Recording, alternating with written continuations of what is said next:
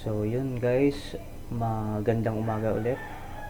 So sa video naman na to, ipapakita ko naman sa inyo yung regarding dito sa shared folder na to, tsaka sa group policy. Okay, so ano na tayo?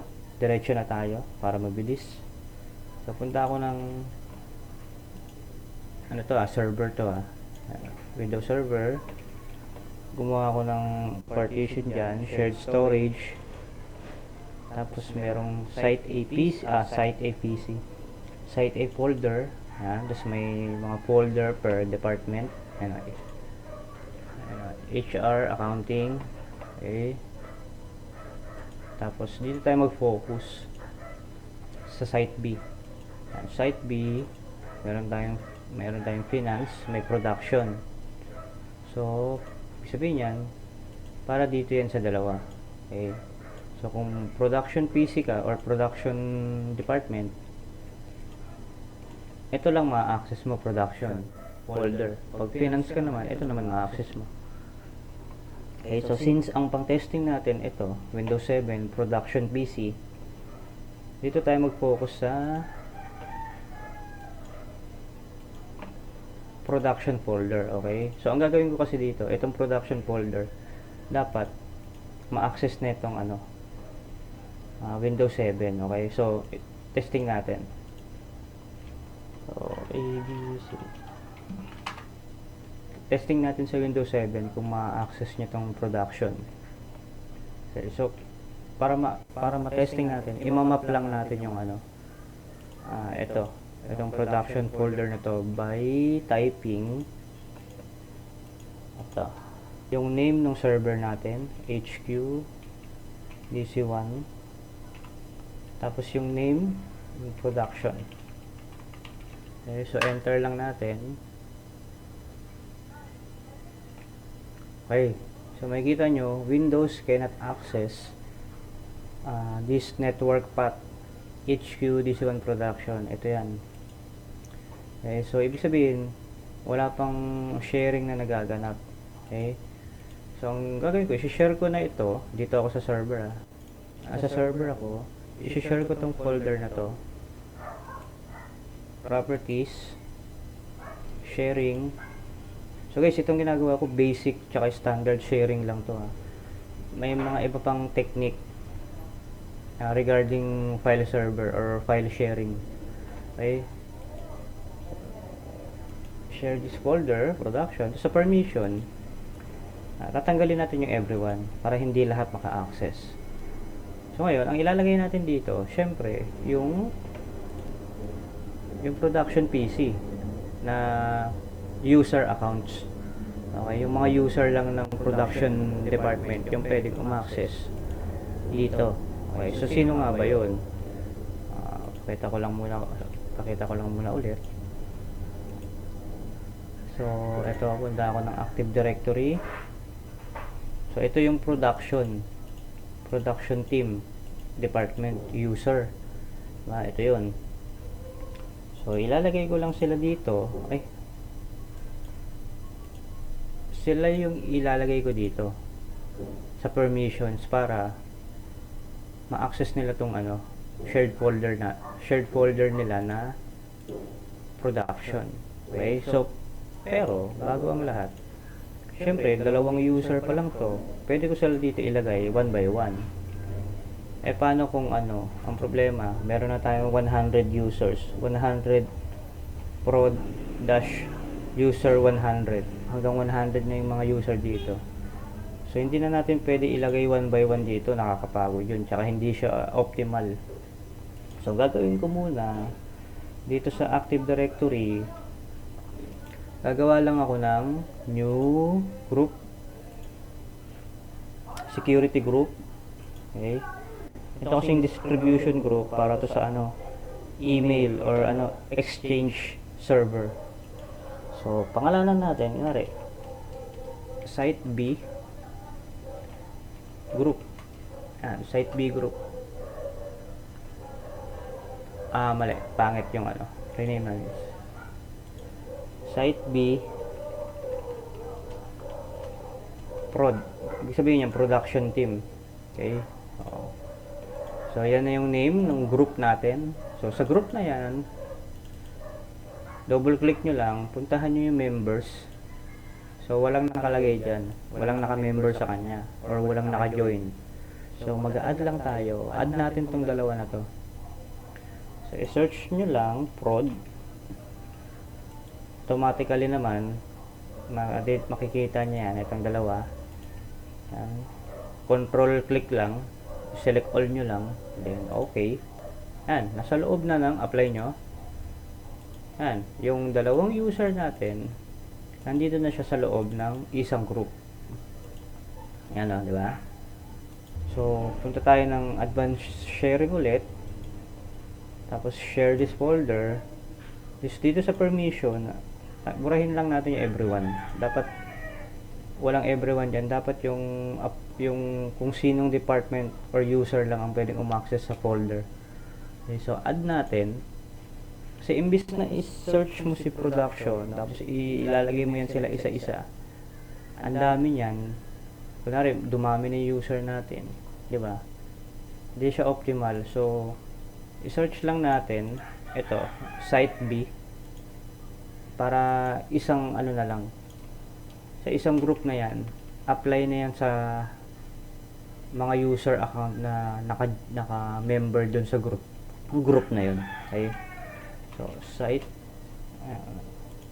tapos yan, site B, prod. Okay? So, yan na. Yan yung site B, prod. Sa loob niyan, nandyan yung production user 1, production user 2. Okay? Diba? Tapos, full control para ma-access nila yung yung shared folder. Yan, naka-share na. Ito yung path kanina, yung tinype ko. Ito, ayan o. Pero hindi ma-access, diba? So, tapos, security. Punta naman tayo, edit. Ilalagay lang natin ulit yung site B na group. So, ito. So, dito naman sa security, ito naman yung yung kung anong pwede nilang gawin dun sa mga files nila. Okay. So, apply. Okay. Tapos, close. Okay na. Set up na natin. Punta naman tayo ng Windows 7. So, i-search lang natin ulit yung HQ.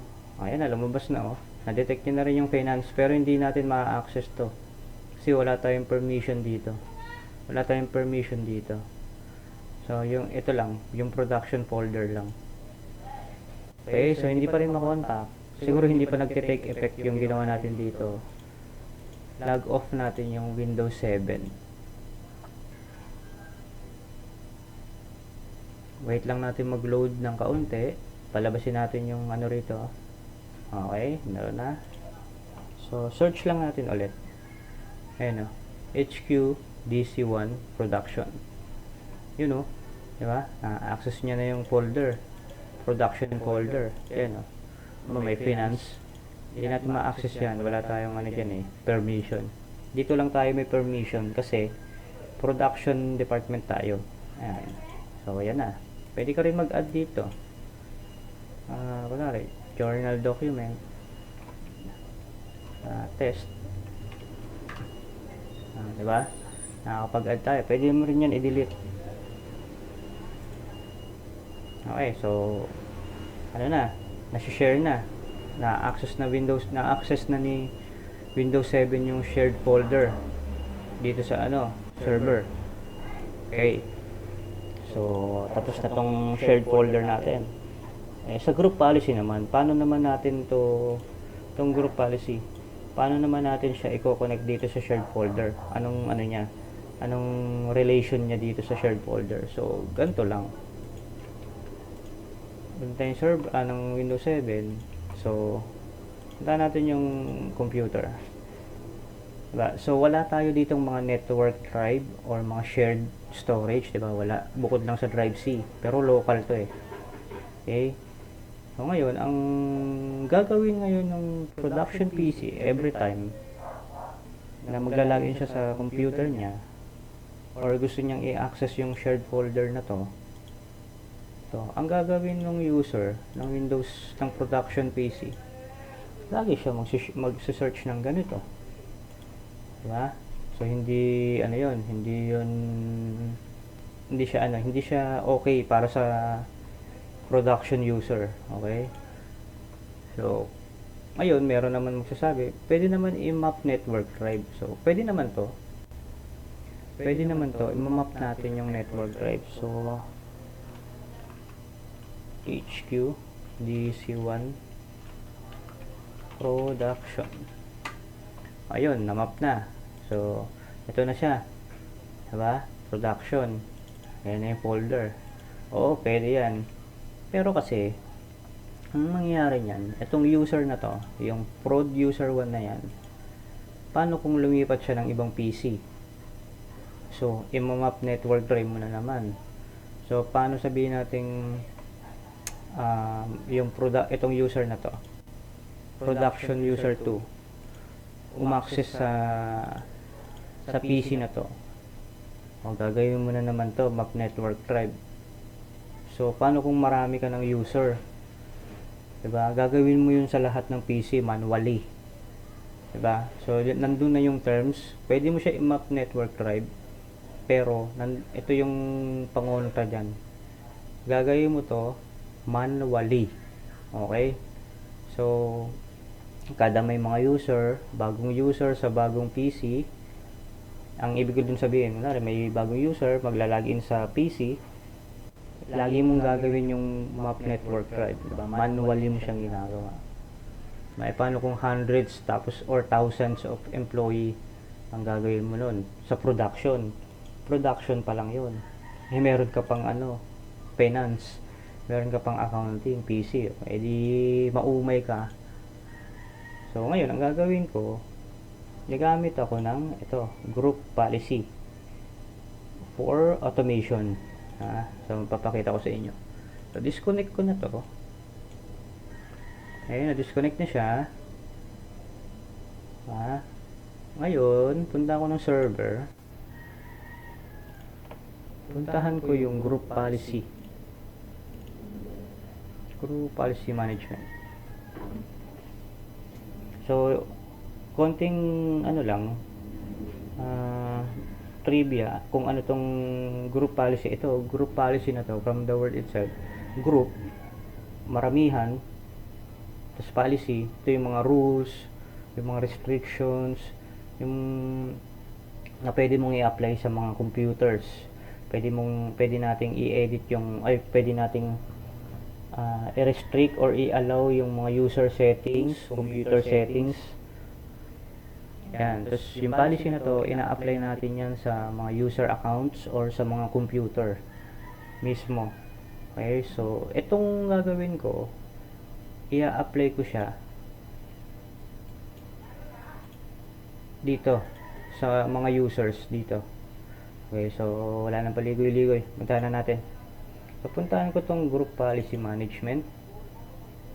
Meron tayong mga default policy dyan. Ano na to, built-in or provided na to ni Windows Server. So gagawa lang ko ng bago.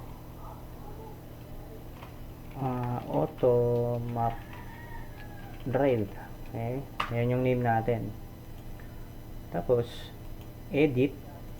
Okay, so itong auto map drive na to, ito kasi itong production na to, automatic natin yan imamap dito gamit yung group policy. So ang ina-apply yan sa mga user account. Okay, sa mga user account yan. So punta tayong user configuration, preferences, Windows settings, drive maps. Okay, magagawa tayo ng bago, new map drive, action, update, common, pinaka-common na ginagamit. Yung location, yan yung HQ DC1 production. Okay, so label natin HR tuloy, production shared folder. Tapos yung drive letter, bahala kayo, letter A. Tapos show all drives. So yan yung reconnect. Okay, so yan na yung settings ng ating group policy. Apply. Okay, so meron na, pero hindi pa dyan magtatapos. Puntahan natin yung group policy management ulit. Ito, kailangan natin to i-link dito sa mga user folder na to. So puntahan natin sa site B, production department, users, dito yan. So hindi nyo makikita yung mga users yan. Dito nyo lang siya makikita sa Active Directory, users and computers. So right click natin yung users, link an existing GPO. Siyempre piliin mo yung automap drive. Yun, meron na. Pero hindi yan agad magte-take effect dito sa Windows 7. Kasi parang 90 minutes pa yan bago mag-take effect. So, ang gagawin natin, i-force natin yung policy na mag-effect dito sa Windows 7. I-force natin siya by typing the command and gp update /force. Ayan. Wait lang natin ng kaunti. Successful. Then manghihingi siya ng log off. Type nyo lang Y. Automatic yan, magla-log off yan. So login tayo. Tapos wait lang natin mag-load ng kaunti. So okay, puntahan natin yung my computer. Ayun nag-automap drive na siya. Tapos ito yung pangalan, production shared folder. Naging letter B kasi ito na, may letter A na pala rito. So ginamit niya yung susunod. Okay, so ayan na, ito na yung folder. Pwede na sila dito mag-edit, maglagay ng panibagong files. Ayan. So naka-automatic na, diba? So ngayon kung 1,000 dito sa user dito, kung meron kang 1,000 production user dito, tapos kailangan nila umaccess sa shared folder na to, hindi ka na mahihirapan kasi itong group policy na to na automap drive, naka-apply na yan sa users folder, which is ito. So apektado na lahat ng nandyan. So lahat sila automatic magkakaroon ng gantong shared folder or network drive. Ang galing, diba guys? So yun lang muna sa ngayon about GPO tsaka shared folder. So baka next video pwede tayo gumawa ng another group policy. I-try natin i-restrict yung mga pwedeng gawin ng user dito sa Windows 7. Kunwari, bawal niyang i-access yung control panel, bawal niyang i-access yung command prompt, or bawal niya i-access yung documents, ganun. So yun lang guys, maraming salamat.